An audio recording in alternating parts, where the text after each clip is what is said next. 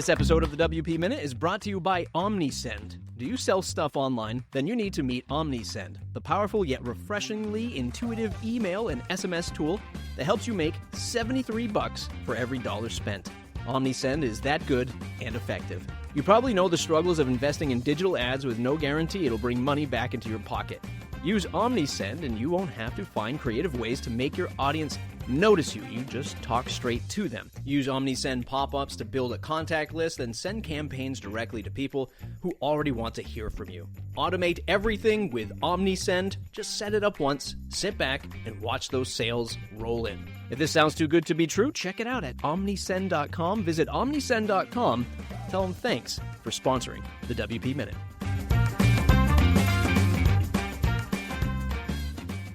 Jason Resnick, my brother from another mother, except for the wrong NFL team. Welcome back to the WP Minute. Thanks for having me, Matt. And it's the right team. Let's face it. I've never wanted to join the Bills Mafia, but I did this weekend. And my God, they put a little bruising on your undefeated season. Yeah, but you know what? That's fine for me. Because one, they should have like 3 losses anyway. Mm-hmm. 2, who wants that undefeated thing over their head the whole season anyway? Yeah. And 3, they're going to have to play the Bills in the playoffs anyway. So I'd rather have them lose the regular season and win the playoff one. So I'm good with it. The team that you secretly root for, which are the New York Giants, they beat the Patriots when the Patriots had an undefeated season. So yeah, I'm right there with you. That undefeated number can really be a cloud above your head. Mm-hmm.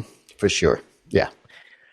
So it's been a while. It's probably been since you've been on the podcast, maybe a year and a half, maybe 2. I can't remember. Time is elusive. What are you up to these days? Yeah, probably the same thing.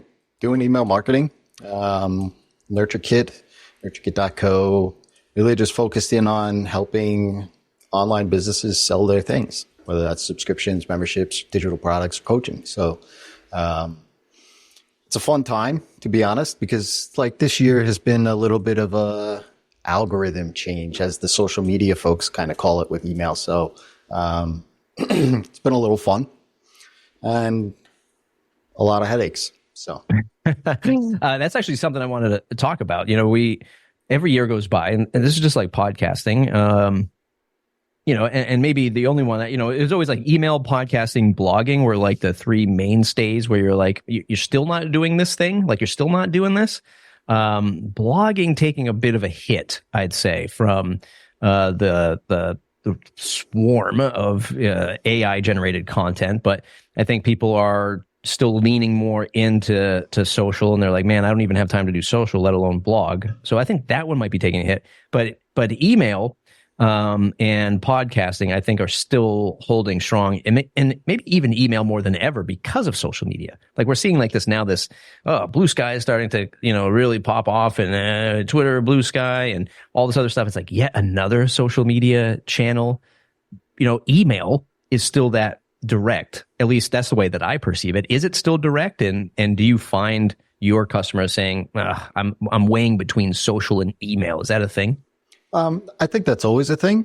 But the nuance with email, one, it is the only channel that you sort of have control over, to hit most of your audience.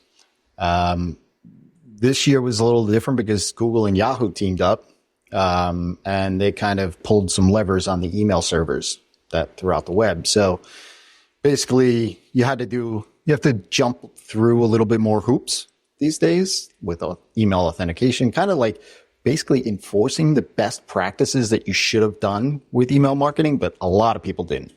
So some ESPs had to catch up. Some are still catching up.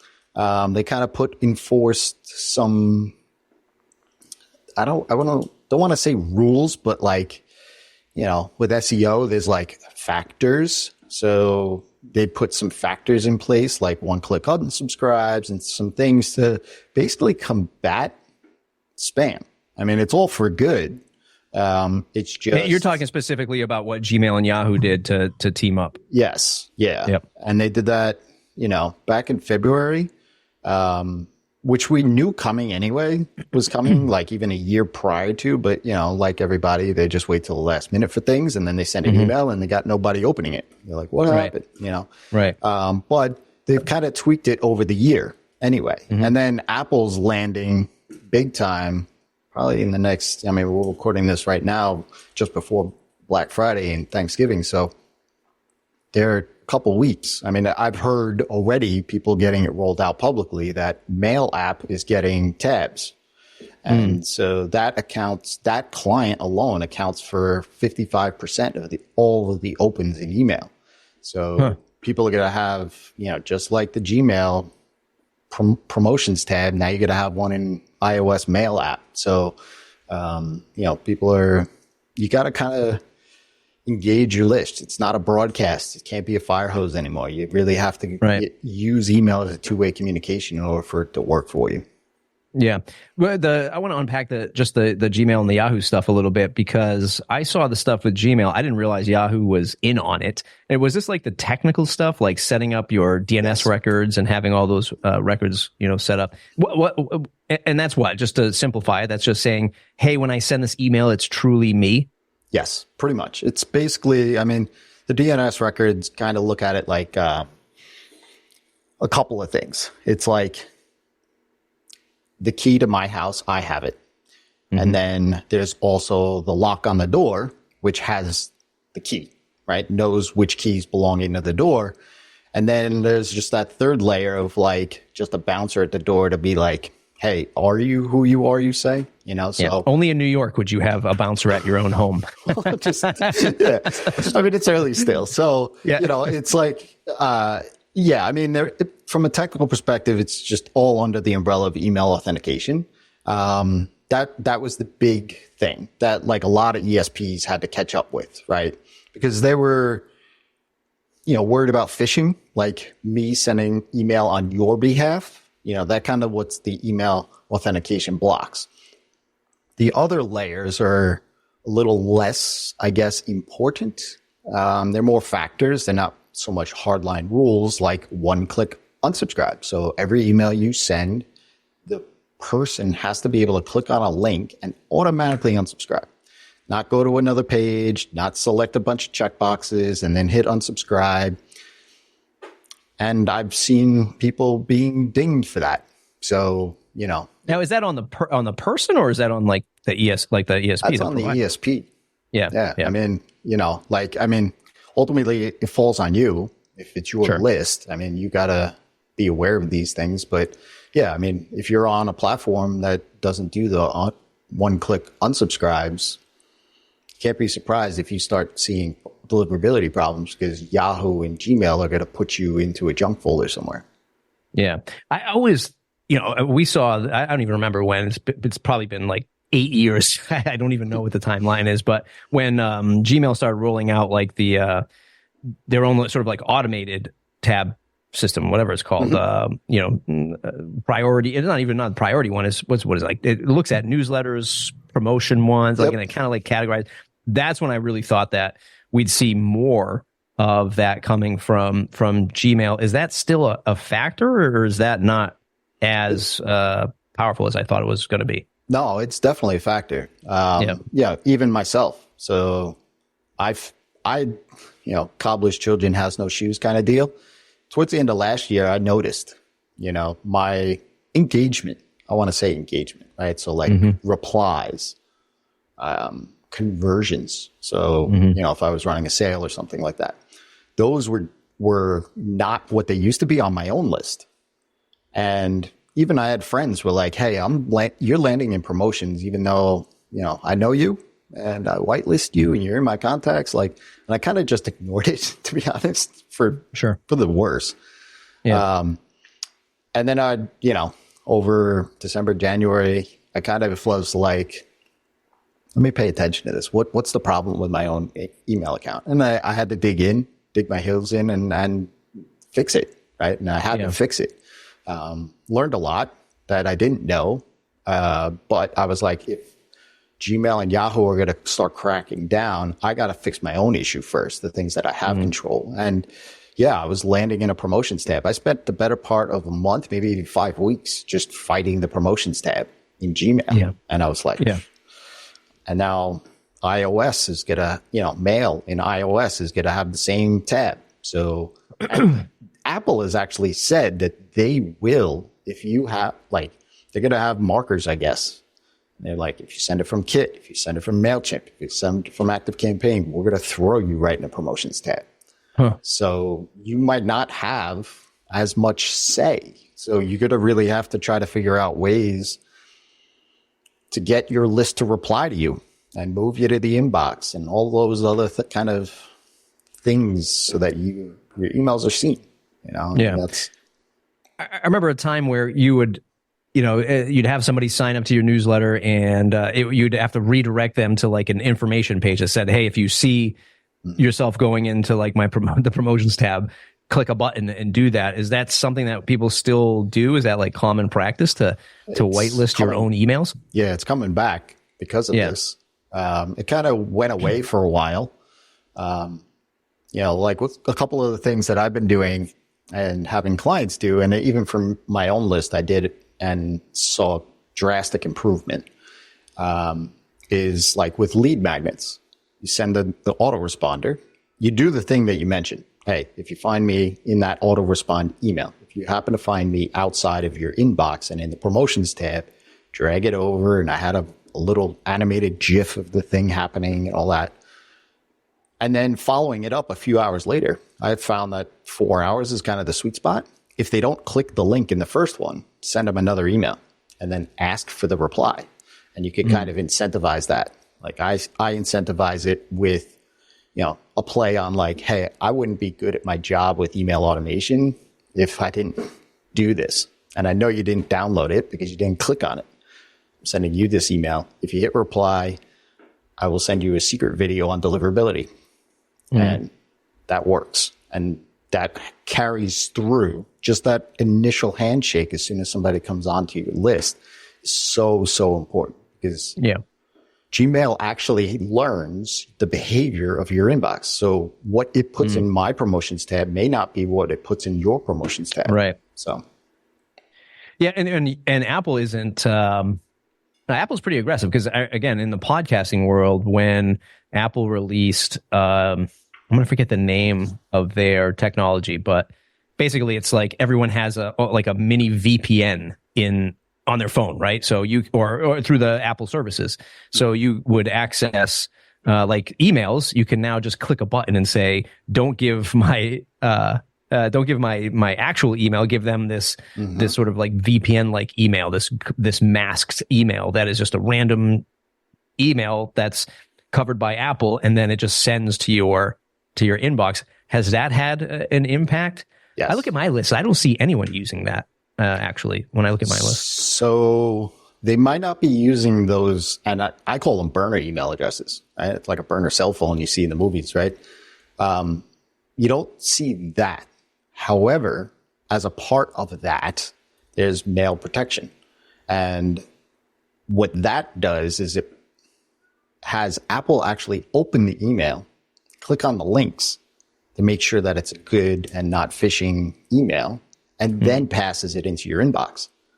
So and an easy way to see this, and some ESPs can detect that, like, so like, hey, Jason is an iOS user using mail protection. You can also see it in the ones that don't, by if you send out an email and you just refresh as soon as it sends, you'll see a percentage of clicks and percentage of opens. It's a good bet that those are software because nobody's sitting there refreshing their inbox waiting for your email, right? So, right. I know on my list I've got about almost 4% open rates, and I've kind of tagged all of those people as mail protection, iOS bot, right? Because for an email marketer perspective, if somebody's doing clicks and then I trigger off campaigns based on those clicks, I want to make sure that it's a human. Like I don't want false clicks. So I try to block people that I think might be using that just so that I don't trigger off more email that maybe they're not even looking at. I don't know. You know? I want to talk about some of these strategies, but what you're saying right now is giving me a lot of anxiety, right? Like, do I have to do this now? Like, now I have to run like a formula against my list and figure out who's doing, potentially doing the email protection, who's just automated bot and nobody's actually looking at it anyway. I feel like these are the things that these platforms should be doing, the ESPs, the kits, the MailChimps of the world, to make my life easier. Do they help, or is it something that you're like, no, this is what I tell my clients to do all the time? So some platforms do, like Klaviyo, they identify iOS devices. Kit doesn't. I think ActiveCampaign does. So, I mean, the ESPs do it. So if you're using an ESP that, take a look, ask, Yeah. But again, it's not always accurate, right? They're basically like in the dev world, all they're really checking is the agent of the client that is being used. And so, I don't say that, you have to do these things. You just have to be aware of them so that when you actually do strategies that lean more on the clicks and things of that nature, then you have to think about like, okay, there could be a bunch of people that are using software that scan emails. And it's not just, talking a lot about Apple and stuff and Gmail, but like hey.com, that's a privacy focused platform. They don't track clicks. They don't track opens. They don't send those back to us. I mean, Thunderbird, that's been a privacy focused thing for, a decade and a half. So, I mean, there's other clients. I mean, Norton Antivirus, if you just, Outlook and use Norton, all that kind of stuff. So, you just have to be aware of it. It's not something that you have to, I'm more acutely aware of it because of what I do. But, for people that are sending their weekly newsletters, you just have to know that this is out there. You don't have to really take too much action until you start to think that something's going on, or you're going to use a behavior strategy based on a click. Seems like just yesterday, you would land on, anyone who's doing like internet marketing, somebody's blog, somebody's landing page, somebody's, lead magnet thing. And you'd always see like 20,000 other folks just like you on this email list, and when you saw that a decade ago, you're like, ah, damn, man, there's a lot of people out here. Like, so this person is popular. And I think we've sort of fast forward a decade, and not only has like more competition come into the space in every single sector, not just, internet marketing, right? That's a big pool anyway. But I don't see that anymore. Like, I don't see anyone really touting like these big email lists anymore. But I'm always curious, is it just because there's more competition, less people are signing up because like, man, I did that, I don't need to do it again.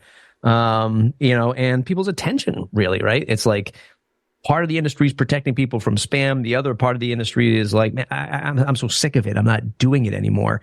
And basically, the question that I'm getting to is, we're really starting to see, well, at least in my opinion, you can correct me, smaller audiences, right? Whether we like it or not. Like, we all used to want to have 100,000 people on the email list. I feel like we're trending towards smaller audiences, and now this is what you have to work with. Fair assessment, or how do you see, like, when people come to you and they go, I just want to grow my list, and you're like, that's not it, man? Yeah, I mean, it's a fair point. I think depending on the business, I work with clients that have had, upwards of 1 million subscribers on their list. I've had, I say this all the time. Like, I had a client a couple of years ago, 700,000 people on their list, and they couldn't crack 5 figures on a launch. Wow. They were basically just broadcasting out. They were just a numbers game kind of thing. Yet I have clients that are of 4 figures on their list, and every time they launch into 6 figures. You know what I mean? So it depends really on the engagement. And I think that that's really what we're all getting at, right? Like, from a user perspective, we're all blasted with a whole lot of information. What I think that the inbox has become is more of a private thing for us, the users, that we're like, hey, I'm not going to sign up. I don't need 27 emails hitting me every single morning. It's just too much. I don't have time for that. I'm just going to unsubscribe from a bunch of things. So from a user perspective, I think people are a little bit more guarded towards the inbox, especially in like tech savvy spaces. People are like, I don't need another 10% off coupon. I'll get it when I buy it. Right? Like I'll just sign up to it. But less techie, like my sister, my parents, like even them, they're like, I get too many emails, and they're like, so they're not even signing up. Those type of industries, I think, are going more towards the social aspect. They're like, hey, I'm just going to go follow somebody on Facebook or Instagram or TikTok or wherever it is. And they're giving out all of their stuff there. So why do I have to sign up for something and get bugged about it? So, for me, it's like, it's all about the engagement, I think. And, that's why I was saying before, even with the rules, like you got to get your people to reply. You got to get, can't be just broadcast. You got to ask questions. You have to understand who they are, what they want. I mean, people aren't signing up to an email list because they need another friend. They're signing up because they have a problem, they have a challenge or a struggle, or they want some information or something like that. So best engage that right away. And the faster you do it, you could convert faster. You could sell them something faster. I've always hung my hat on not doing anything like super, scammy or over the top, and, but also to a detriment, right? Like I don't have, I know it's good to have a lead magnet. I mean, the phrase lead magnet makes me go down a whole bunch of different paths of internet marketers of 20 years ago. But it is something that I think a lot of folks should have. And it's something I've always avoided, right? I've always looked at it like, I'm just going to put my content out there, and if people like it, they're going to subscribe. And it just means that everything's just taken freaking forever, right? To grow a list and to grow a following. Again, I go back to podcasting, because I think there's a lot of podcasters out there who just expect to ship an audio first podcast and be like, the audience is going to come. Well, I hate to tell you, but in the podcast world, that is the last thing that's ever going to happen, because there is no central point of algorithm, of search, yada, yada, yada. That's why I actually like it, because it isn't diluted or tainted by some kind of corporate algorithm. Having said that, I always recommend folks in the podcasting world there has to be a multi-prong approach here. You can't just do the podcast. You got to do the newsletter. And even that's not going to be blowing up because your podcast isn't blowing up. You got to funnel people into, let's say, community, some kind of community thing where you can interact with these people. And that number goes less and less. So if you have, let's say, 1,000 downloads for your podcast, you get 100 people on an email list, and then you get 10 people in your community, right? I see this funnel into the people who really care. Mm-hmm. In your world of consulting with folks, do you do a multi-prong focus, or you're like, nah, man, I just focus on the email stuff? How do you sort of have accessory communication channels for folks with email? How do you recommend it? I mean, I stick with email helping my clients, but usually my clients have some other channel of growth. Email is more of the kind of conversion channel, if you will. Mm-hmm. And so, still the best conversion channel, you think? Yes, 100%. Okay.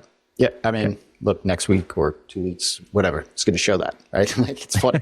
I only want to do Facebook ads. I only want to do, TikTok, and then Black Friday comes, I want to write up my email campaign. I thought those other things were working for you.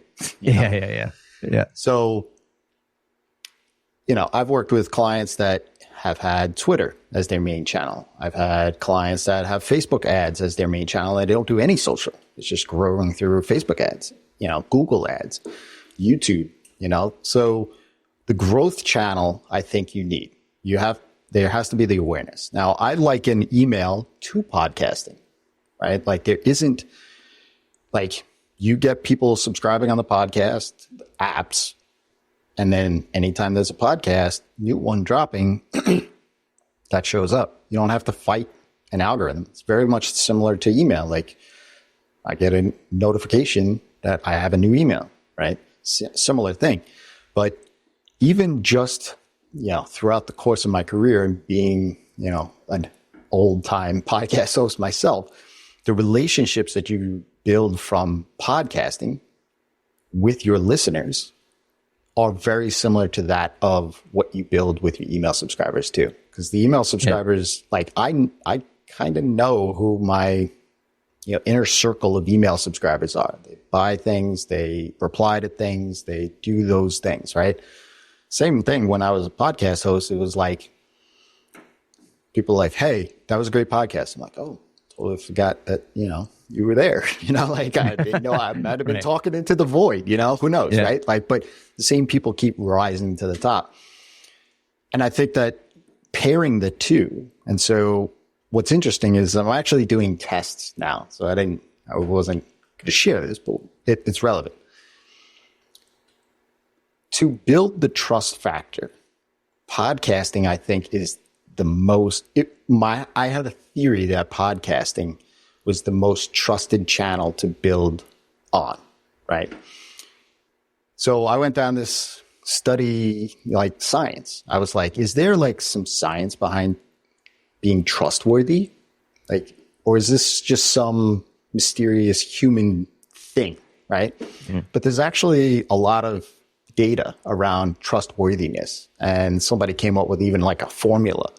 And what was interesting about the formula is that the factor is actually on the person that's trying to, like your audience trusts you, but it's actually on me more than you. And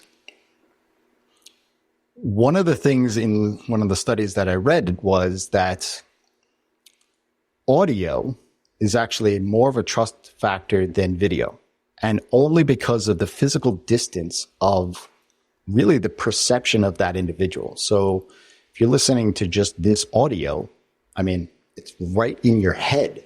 Like the voices you hear right in your head. But on YouTube, there's still physical distance between your eyes and whatever you're looking at, right? And so the science behind it says that audio is more trustworthy than video, text, so on and so forth, which was really interesting to me. So now I'm like, okay, so how do I use that information in email? Well, what I'm testing now, I'm actually writing a new welcome sequence to split test this with my own list, is basically, instead of classifying it as a podcast, I'm just ripping out audio messages throughout each one of the welcome emails, which is basically just me riffing off of the email that they already got. So now they can hear me or read or both. And I'm just doing it that way, almost like a voicemail, like, hey, click here. I left this audio message for you, right? That kind of deal, just to get people engaged with the email. And I want to see if those people are more engaged further down in the middle of the funnel and obviously the bottom of the funnel. I want to see if those people convert more later, just from a trustworthy factor. And it's interesting because like I said, I think podcasting, I mean, if anything, this election taught us is that podcasting is now booming, right? So it's not going to go anywhere, but I think that, I think it's a tool, a channel. I think that more people need to explore way more than some of these social media sites. Like, I mean, I just went to Blue Sky too, and like, it's just like, oh, great, another one. Like, just another one. Right. Yeah. I mean, it's just another one. I love what you said about the podcasting stuff. I love that sort of like audio note thing. And maybe that'll be something that kickstarts me, which is funny because the last time I had you on, you were talking about like automation and sequences. I'm like, oh, Jason's absolutely right. I'm going to do that. And then I never did it. Maybe we'll talk. I do want to talk about that in a moment. I want to talk about this. This is how, like you and I just reconnected again because I always come to you about like my email woes. And, I finally switched from MailChimp to ConvertKit. Why? Just because I wanted something else, right? I'm just like, I didn't want to actually like this whole like WordPress debacle. Not that I want to get into that in this episode, but what it really had me thinking is like, okay, who am I getting my software from? I want to make sure I know who I'm getting my software from at the minimum. And I don't want my software from Intuit. No, thank you. But I will support Nathan Barry at Kit, and that's largely the reason why, and just to play something new. Anyway, my point is, in the podcasting world, I love that you found that study about trust in audio because the air quotes podcast industry is shoving everyone into video these days. And why are they doing that? Well, the answer is simple, is because YouTube has an ad network. And for decades now, podcasters have wondered, how the hell do I make money with my audio? There's no ads. There's no one platform. Spotify tried for a few years. They couldn't do it. And they started buying up all these shows and having, all this premium content. And then, like you look at Rogan, arguably the largest, most listened to podcast on the face of the earth. And they put him back on open RSS at the start of the year because they're like, we're going to make more money if we do advertising on his show than we do trying to get customers to sign up for a Spotify app for the money that we pay him. And it's like, no kidding. Open distribution with RSS and podcasting is the obvious way to go because everyone gets access to it. And it's like you have to learn that lesson over again. But anyway, the point is with the video stuff, yeah, people are like, oh, you got to go video, Well, it's not making a podcast any better. It's just now you have a video component to it that people can watch. But largely people who are like tuning into YouTube, like I'll listen to some podcasts on YouTube, largely because I'm just like sitting at my desk or doing some work. But as soon as I'm like continuing that podcast, like if I'm in the car, working out, doing stuff around the house, I'm not looking at it. It's in, I'm listening to it. And it's just like, why, what am I missing here from these humans that are just keep recommending, all this investment into video? It's mind boggling. Yeah. I don't know. I haven't watched a podcast. Like I just don't I don't know. Maybe it's because I'm old school, internet veteran, whatever. Like I remember having to download MIDI files and things of that nature, so it's like, I don't know, like you, if I'm at my desk, I'm working. And if I have to watch two people talking or whatever, or even just one person talking, like, what am I watching? Like, I could just listen to it, and I don't need to hear anything, or I don't need to see anything. But yeah, I'm with you on the video thing. I think it's just, maybe it helps discoverability. I don't know. I haven't been in the Well, it definitely does because, right? Because YouTube is obviously the search, and the algorithm, and that's what podcasting doesn't have. Right. So the advertising industry in the audio world is saying, oh, literally they were just like waiting for Spotify to do it. Then and then Spotify just folded their cards and like, we can't do it anymore, spending way too much money. Spotify laid off thousands of employees. They're profitable now, so Wall Street likes it, but they're just like, yeah, we were trying to just own content, own the experience. We can't do it. Open distribution won. And then who was there to do it? YouTube. Right. So we just went from one corporate beast to the biggest corporate beast. And by the way, Android, owned by Google, they got rid of their podcast app on Android in favor of YouTube. So they don't care about podcasting. They just care about shoving people into the algorithmic machine to make more money with advertising. That's it at the end of the day. Where do you stand on this AI stuff? We talk about, getting your list to respond, to, take action. That way these mail platforms can say like, oh, these people actually know each other. They care about each other and there's a connection there. So let's keep serving up their emails. What's your take on AI when folks come to you when they are burdened by not enough time, not enough, energy to do this, and they're just like, maybe I'll just have AI, run the course of making my content. Where do you stand with that? Yeah. So initially I was like, get off my lawn, kind of stuff. But what's interesting is that, and I think all of it is interconnected, right? I think what Google and Yahoo did at the beginning of the year, what Apple's doing now, I think all of that is for the betterment of the user experience with email. And I think that comes by way of how they're reacting towards AI. Because you go to ChatGPT or Claude or whatever, like, hey, could you write me an email on segmentation for email marketing? And they'll spit out a bunch of stuff, right? And it's just a robotic sounding article that people just like, I'm going to send that via email. That's my email for the week and I'm done. And I think that just like blog posts is going to get squashed. Like I firmly believe that Gmail is going to be smart enough, just like what they do with the search algorithm, that they're going to detect AI in email content as well and be like, that's junk, or not even deliver it and mark you as a spammer. And then you're really behind the eight ball.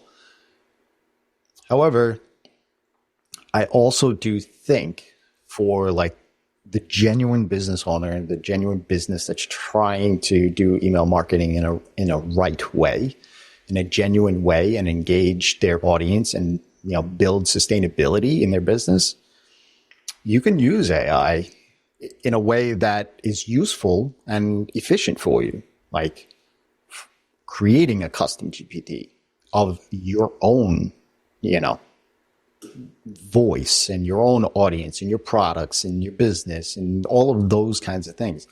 I mean, there's a client of mine, coaching client, Lex. They are an AI tool.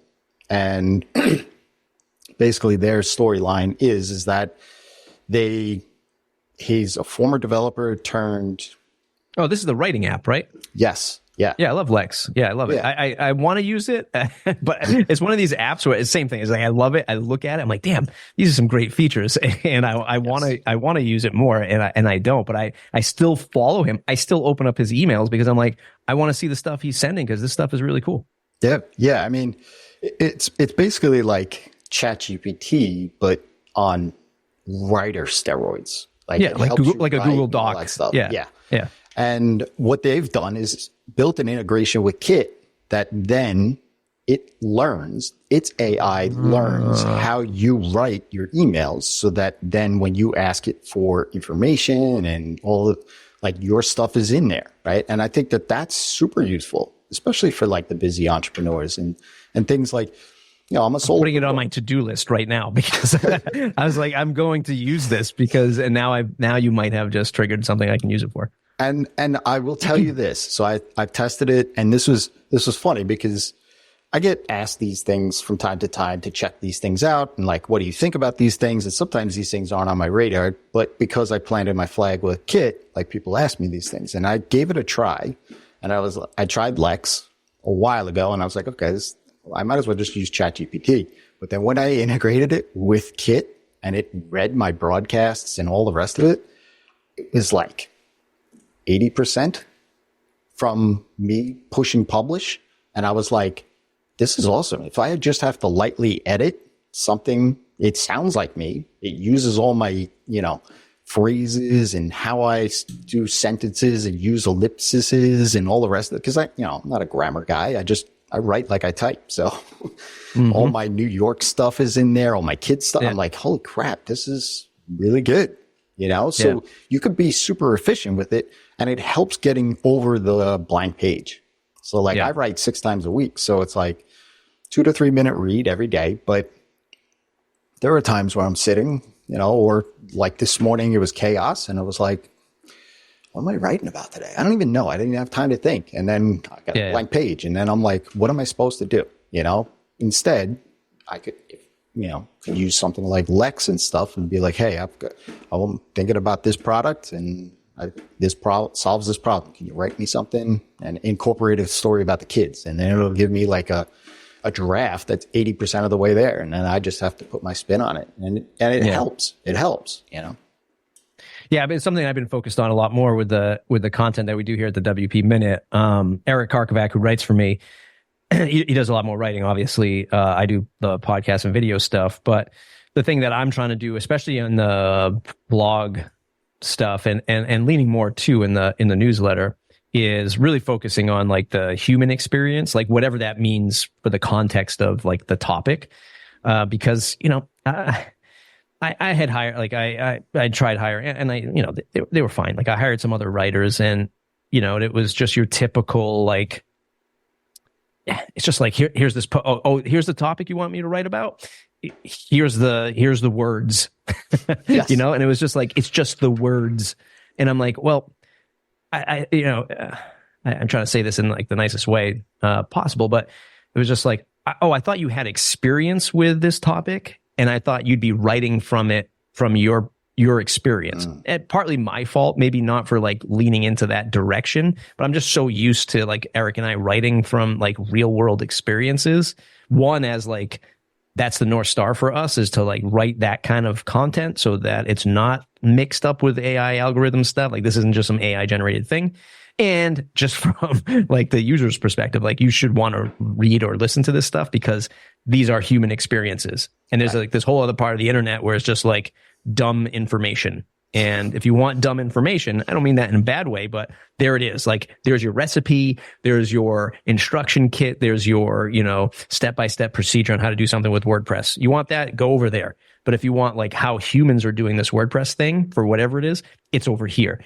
Smaller audience, yada, yada, yada. But anyway, the point is like, I'm really focused on that stuff as well. So I'm going to give this Lex a try again. It is a great platform for those listening. Like if you're looking right, it does a fantastic job. You just have to think about how you're going to use it, and that 10% of my brain is always missing when I sit down to write. You know what's funny is like, I know my people, my audience. Nobody's in email marketing every day like I am. Nobody cares about it as much. They do sprints, but it's shocking to me to know that I have email subscribers on my list for years. And I'm like, why? Like, what haven't I said? Because I talk about similar stuff all the time, but what it always comes down to is like, I really enjoy your stories about your kids, about how you run your business, how you're incorporating, and the things that you talk about in email are things that I need to do. Yet I kind of store them away. I have a lot of screenshots of people saying, hey, you have your own folder. Like, I don't know if that's good or bad. You just store my stuff, But at the same time, they're like, the emails are just good. It's storytelling. Like, you make email marketing and automation relatable to me, and I can understand it. Cold subscribers equate to your wife purging all your kids' toys. I mean, you talk about, personalization in a way that makes a lot of sense, because you're just like, oh, I like pizza, he likes hamburgers, like, okay, great. Like, you just make it simple, and the storytelling is where it's at. I mean, look, I'm a developer. I speak geek, technical, real, it took me, and I've been still studying. I study copywriting and direct response copywriting and all the rest of it. 8-9 years, and people, for the longest time, I always said, I'm not a writer. Not a writer. But people are like, yeah, you are. And I've only started to come around because I do write daily, write to my list every day and things of that nature. And like, I look back at some of the emails that I used to write. I'm like, man, that's terrible. It's just, but I'm like, even AI is better than that. Like, geez, like, how is anybody doing anything? Right. So the storytelling matters. Like, even in the most boring kind of niches that you think like nobody wants to hear you, if you bring your own stuff into it, and that's what I really do, is like, I just sit down and I think, what happened yesterday? Yeah. Is there something that happened yesterday? Yeah.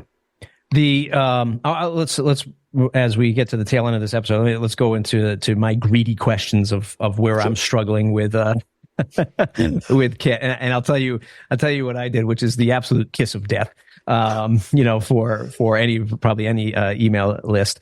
But if you're listening to this, you haven't subscribed yet, the wpminute.com/subscribe. One of the things that I have been transitioning to as like a publisher as a whole is I was like trying to really make WordPress news work. It was a tough time to quit that concept with the WP engine and automatic stuff that popped off. But like, I have no desire to be wrapped up in the lawsuit. And one of my clips from an episode that I did have Matt on was is in the court documents for the case, and I certainly don't want that stress in my life. So I'm done like covering it now, and largely done with WordPress news because it doesn't make any money. It's a very niche audience, obviously, and I was really energized to do much more of like promoting WordPress and getting people excited about WordPress, the content anyway.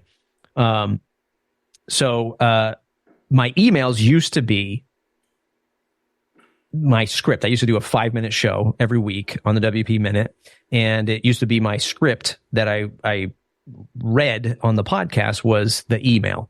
And it was a very personal message. Like this was like thought-provoking stuff and like whatever major thing was happening in WordPress at the time.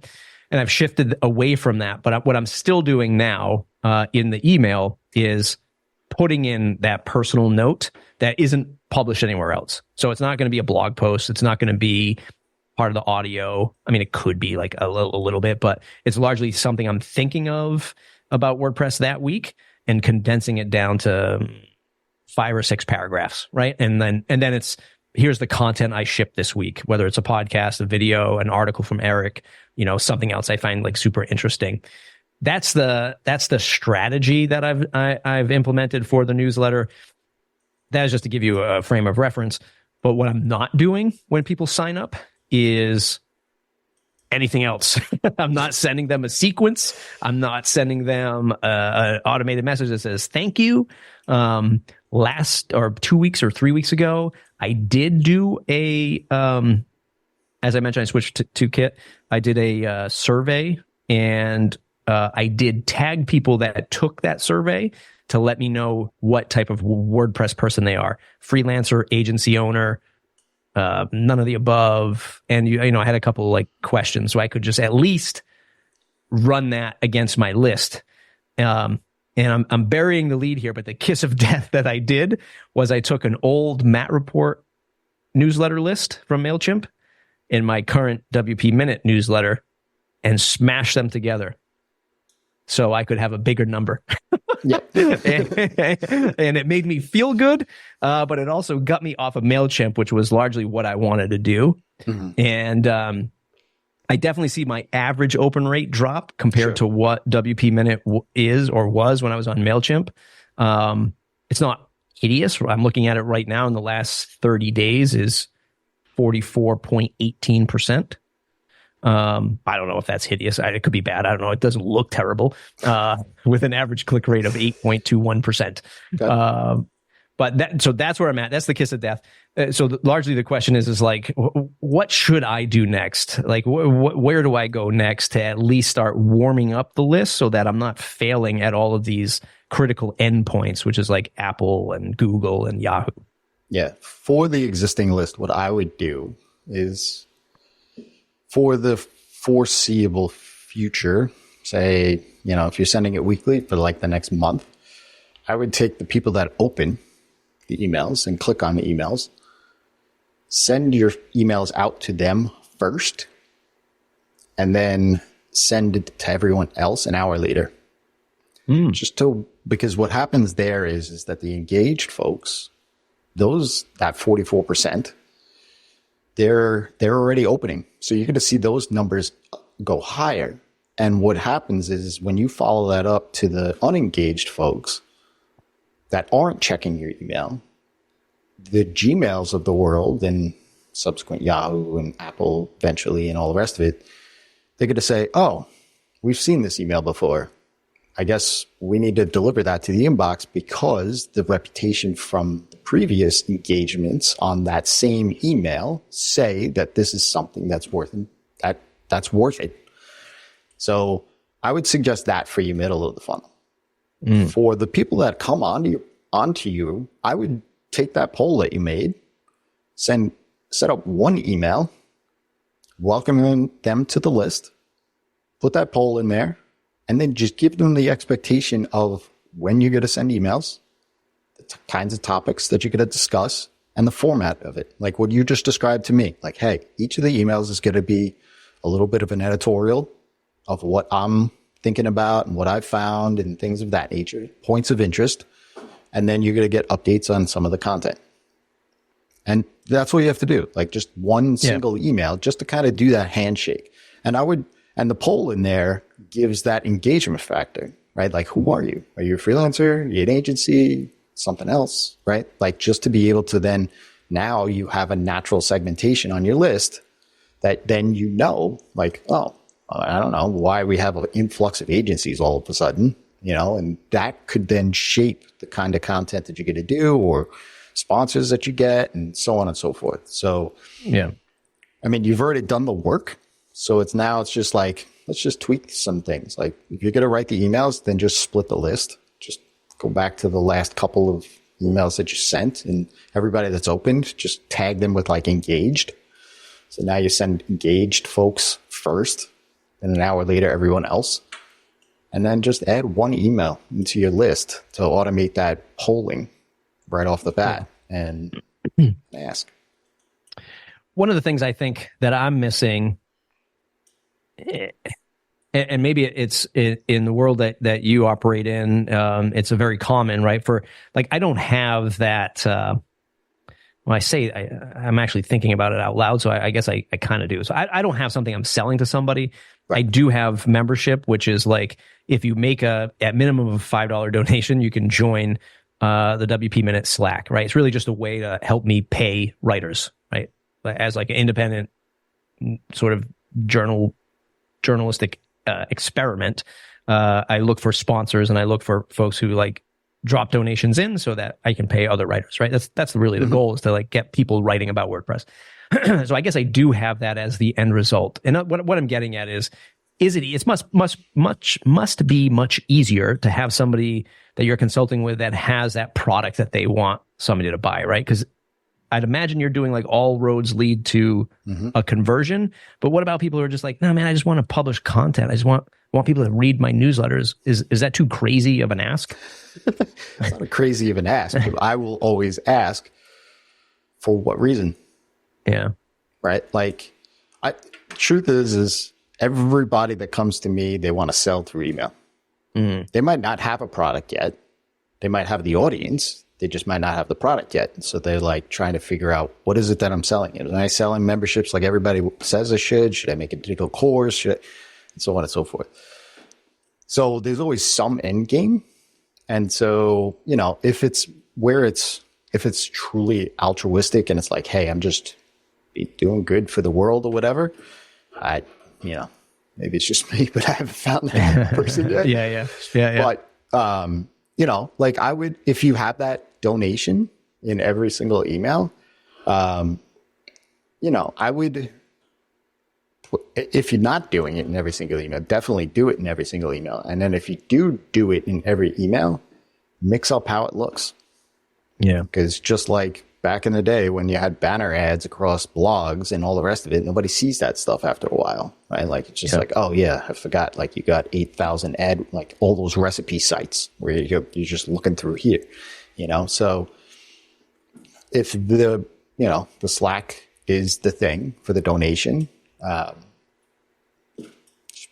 try to change up what that looks like. Sometimes being a text, sometimes being a button, sometimes in a PS, sometimes up at the top, things like that. And people will click on it for sure. And you'll see more donations for sure. And then that'll fuel the fire behind the scenes and maybe get more content. That's kind of how that flywheel starts working.